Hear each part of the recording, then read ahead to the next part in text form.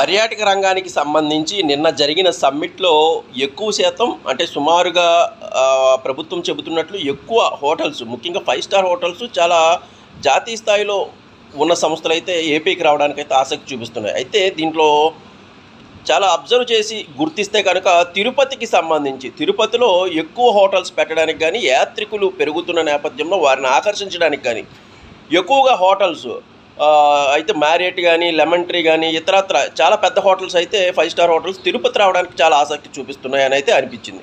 మొత్తం ఆ ఎంఓయూలు కానీ వాళ్ళు చేసుకున్న ఒప్పందాలను పరిశీలిస్తే ఇది అనిపించింది.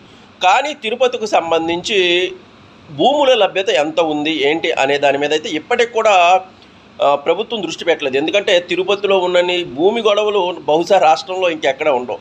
ప్రతిదానికి కబ్జానే, ప్రతి అంశానికి కూడా రకరకాల ఆస్పెక్ట్లో మఠం భూములని కానీ, లేకపోతే అసైన్డ్ ల్యాండ్స్ అని కానీ, రకరకాల పేర్లతో నిషేధిత భూములు కానీ, అన్ని భూములను మనం ఒక్కసారి అక్కడ తిరుపతిలో కనుక ఒక 10 గజాలు కొనేసి అలా పెడితే మనం రెండో రోజు అక్కడ లేకపోతే కనుక వెంటనే దాన్ని కబ్జా చేసేస్తారు.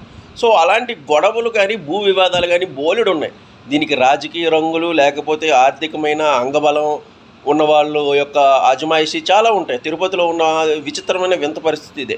సో ఇప్పుడు కొత్త హోటల్స్ కానీ, కొత్త రిసార్ట్స్ కానీ, లేకపోతే ఇతరత్ర పెద్ద కంపెనీలు తిరుపతి మీద అంత ఆసక్తి చూపుతున్నప్పుడు ముందుగా వాళ్ళకి భూమి లభ్యత అంతా, లేకపోతే వాళ్ళకి ఎక్కడ కేటాయింపులు చేయాలి ఏమిటి అన్న దాని మీద ప్రభుత్వం దృష్టి పెట్టాలి. ఎందుకంటే తిరుపతి అవుట్కట్స్లో ఇవ్వడం వల్ల మళ్ళీ యాత్రికులకి ఇబ్బంది కలిగే అవకాశం ఉంది. కాబట్టి తిరుపతికి ఆనుకునే ఉండే స్థలాల్లో వాళ్ళకి భూములు కేటాయిస్తే చాలా అనువుగా ఉంటుంది.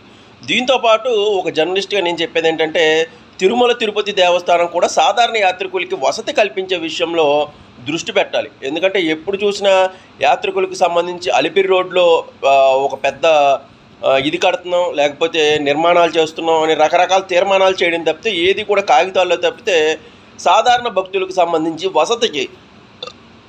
వసతికి సంబంధించి టీటీడీ ఎప్పుడు దృష్టి పెట్టలేదు. సో ఇప్పుడు వస్తున్న 5 స్టార్ హోటల్స్ ఇవి కూడా పెద్ద వాళ్ళకి సంబంధించినవే కానీ సాధారణ యాత్రికులకి, పేదలకు సంబంధించి వసతి విషయంలో చాలా ఇబ్బందులు అయితే ఎదుర్కొంటున్నారు. దీనిని టీటీడీ ఖచ్చితంగా పరిశీలి చేయాలి. ఎప్పుడు చూసినా అలిపిరి రోడ్లో కడుతున్నాం, ఇదిగో 5 అంతస్తుల భవనం రాబోతుంది, లేకపోతే ఇంకో దగ్గర కడుతున్నాం అని చెప్పడమే తప్ప ఈ ఆచరణలో అయితే అంత సాధ్యం కాలేదు. దీని మీద దృష్టి పెట్టాల్సిన అవసరం అయితే ఖచ్చితంగా టీటీడీ ఉంది. ఎప్పటికప్పుడు అప్డేట్స్ గురించి మన ఛానల్ను ఫాలో అవ్వండి, వీడియోని లైక్ చేయండి.